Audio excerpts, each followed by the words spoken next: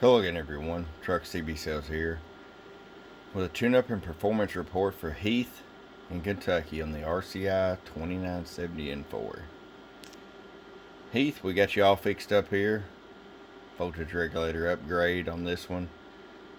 We went inside to the 42879s, pulled the OEM ones out, and put the HG2879s. In the previous video you see your little radio's doing around 500, 525. Well, we'll cut up a little bit. Let's get right to it, okay? RF power all the way down, 250 watt slug.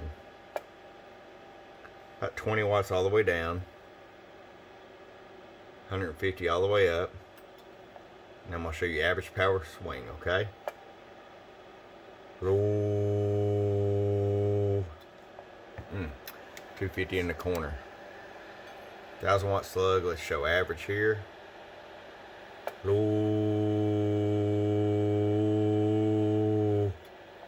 This thing is doing about 360 bird average. Peak power. Low. 720 peak. So we picked up over 200 watts by switching to the HG2879s in the amp section. Heath, I hope you enjoy it. Appreciate you. From www.truckcbsales.com. Bump bump.